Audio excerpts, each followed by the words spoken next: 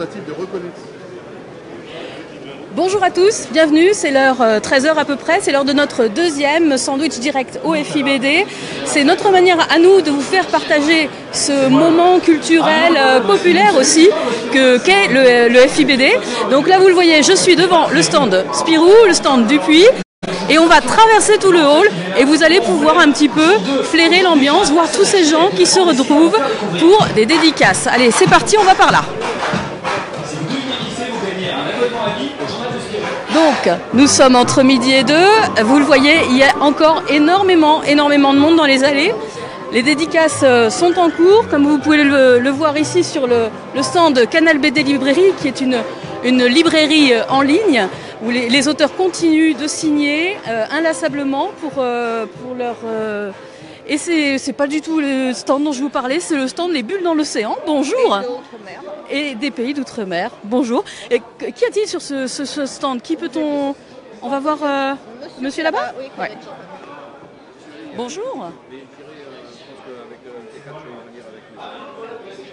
Bonjour. Nous sommes en direct sur France 3 pour un Facebook Live et on a fait un arrêt sur votre stand. Il y avait encore des dédicaces en cours. Oui. Est-ce qu'on peut vous demander qui peut-on rencontrer ici en ce moment? Alors, les auteurs des Bulles dans l'Océan, de l'océan Indien. Donc là, vous avez Cyril, Antonio, Doua, Pov, Motus, Toj, Rafale et Liv. Voilà. Alors, tous ces auteurs sont issus des Outre-mer 90%. Mais je publie des auteurs de l'océan Indien qui sont libres de leur sujet parce que je ne suis pas dans une démarche identitaire exotique. Et après, les projets qui viennent de l'extérieur, il faut qu'ils aient un lien avec l'océan Indien. Voilà. Et vous êtes là pendant toute la durée du salon? Oui, bien sûr. On va pouvoir venir vous voir. On va passer derrière, juste pour montrer un petit peu le travail des auteurs qui sont actuellement en dédicace. Alors, de qui s'agit-il, là, le premier? Là, c'est Cyril. Hein. Cyril qui fait des comic strips. Hein. Donc, à l'île de la Réunion, on a aussi des gens qui font du comic strip. Hein. D'accord. Voilà. Et le suivant? Le suivant, c'est Antonio. Alors, lui, c'est un Italien, mais qui travaille sur une histoire qui se passe à la Réunion. Donc voilà. Et après c'est Doua. Enfin bon voilà. Il y en a effectivement une dizaine qui sont actuellement en dédicace. Merci beaucoup pour ces éclaircissements. Nous on traverse toute la bulle, donc peut-être à une prochaine. D'accord, avec plaisir. On quitte le stand. Alors vous voyez, il y a beaucoup de stands collés les uns aux autres et du coup j'ai fait une confusion. Donc je précise, c'est bien les bulles dans l'océan dont il s'agit pour ce stand en particulier. Donc là vous voyez, on arrive près d'un très très gros éditeur. Ce sont les éditions Glénat et autant dire qu'il y a du monde pour les dédicaces. C'est peu de le dire puisque on est passé ici il y a 5-10 minutes, il y avait 2 fois moins de monde. Donc là on sent que les gens vont attendre leur tour. Pour les dédicaces de différents auteurs, François Bouc, Peter Tomasi, Yann Bertman, Dave Mikan, Éric Chabert, Flora Grimaldi, enfin vous voyez, il y a énormément de monde. Ça demande un petit peu de discipline et aussi énormément de patience, vous vous imaginez bien. Vous avez autour de nous là encore plusieurs éditeurs. Vous verrez, il y a énormément de BD. Selon l'organisation du festival. Alors ça ne concerne pas que cette bulle, ça concerne l'ensemble du festival, mais il faut quand même savoir qu'il y a 400 tonnes de bandes dessinées qui sont acheminées à Angoulême en fait pour le festival. On continue un petit peu notre tour.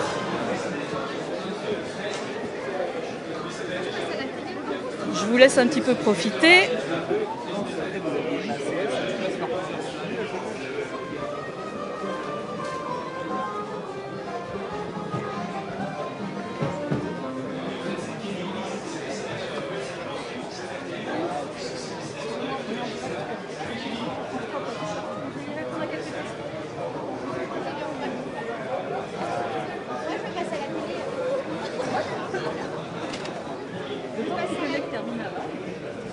Alors vous voyez, il y a énormément de monde qui attend et puis il y en a aussi qui sont là et on va leur demander pourquoi. Pourquoi êtes-vous venu aujourd'hui donc sur le festival? Je suis venu aujourd'hui pour le festival, pour la passion de la BD, tout simplement. Voilà. Ça fait plus de 25 ans que ça dure. Moi j'ai 40 ans, donc c'est une petite passion. Voilà. Alors quels sont vos auteurs fétiches, vos univers préférés?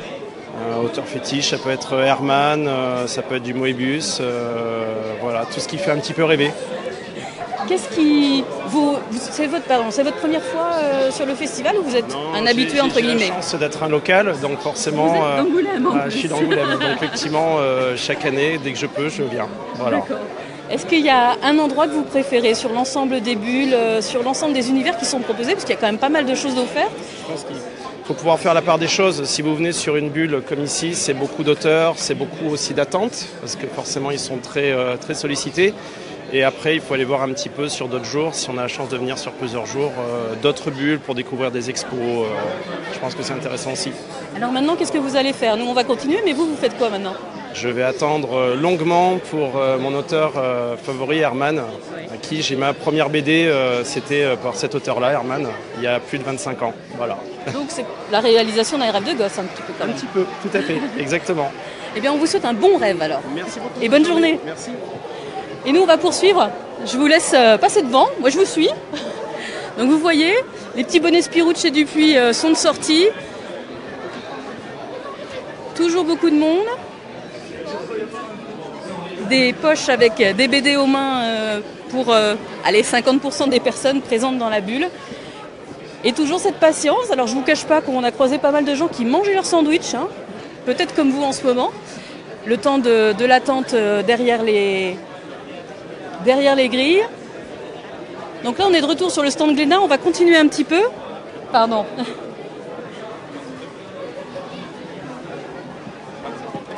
Hop.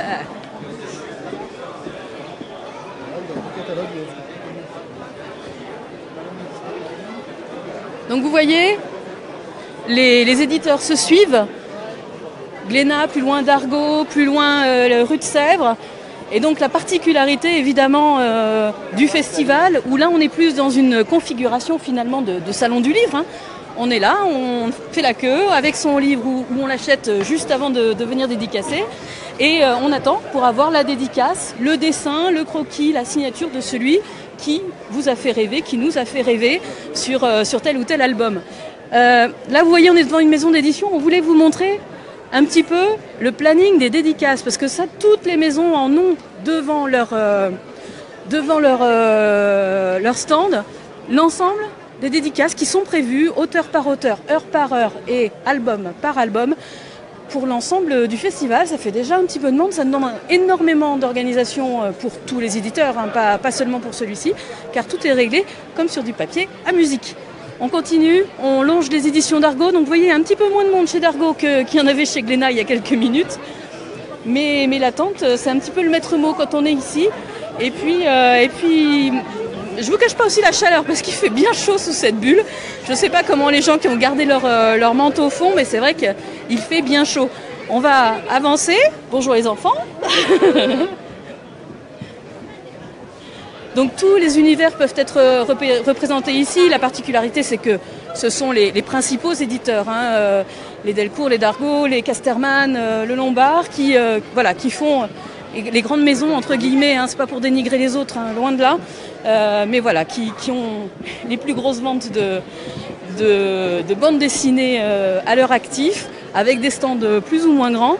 Et là, vous voyez les enfants qui ont leur bonnet Titeuf.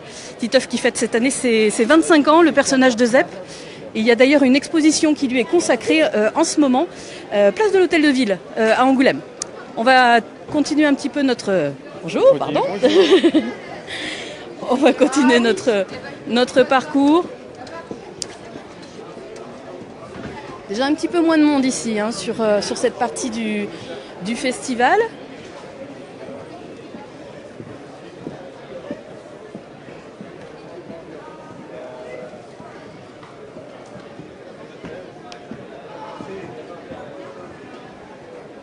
Voilà, des ouvrages que l'on peut consulter, comme dans une immense librairie, avec en plus la chance d'avoir un auteur à proximité, ce qui est quand même une vraie plus-value. Donc là, nous sommes sur le stand de Casterman. Voilà. Nous arrivons bientôt près de la sortie et près de la fin de ce direct. Bonjour madame. Excusez-moi. Nous sommes de France 3. Nous sommes en direct sur Facebook. Monsieur. Ah bah super. Oh bah voilà, formidable. Voilà.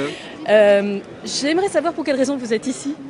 En fait, on vient de Suisse et je suis chroniqueur BD pour une radio en Suisse. Et en même temps, je suis dessinateur de bande dessinée. Donc, ce qui est important de venir à Angoulême, c'est rencontrer des auteurs qui ne viennent pas forcément en Suisse et de faire des rencontres avec les maisons d'édition, avec les copains dessinateurs qui sont là. Vous êtes venu combien de fois déjà à Angoulême? Je crois que c'est ma 5e fois que je viens à Angoulême. Donc, je suis venu plusieurs fois en tant qu'invité pour dédicacer. Et là, aujourd'hui, on est venu pour la radio, donc pour faire des contacts, des cons sur place. Alors, les auteurs de BD n'ont pas forcément, et peut-être plus suisse, la renommée. Alors, je vais vous demander votre nom, s'il vous plaît, qu'on vous connaisse en tant que dessinateur. Je m'appelle Pal de Gomme et je travaille sur une série qui s'appelle Floppy. C'est vraiment une série qui se vend en Suisse et un peu à l'étranger. Mais je suis vraiment dessinateur typiquement suisse. Oh. Bien, écoutez, je vous souhaite un bon festival, du coup, un bon salon. Merci, bonne journée. Au revoir. Voilà, c'est comme ça les rencontres un petit peu au débeauté, comme on dit. Hein. C'est que, voilà, on est tombé sur un jeune homme d'Angoulême qui a l'habitude du festival et qui va peut-être réaliser son rêve de gosse. Et puis là, un auteur-chroniqueur suisse qui fait le salon autant par passion que par métier. Voilà, on est arrivé quasiment à la fin. Vous le voyez derrière moi, les arches de la sortie. Ça va être l'heure pour moi de vous souhaiter une bonne journée et puis de vous rappeler un rendez-vous quand même important sur notre site. Ce soir à 21h, la diffusion, et ce sera en simultané sur Culture Box et inversement.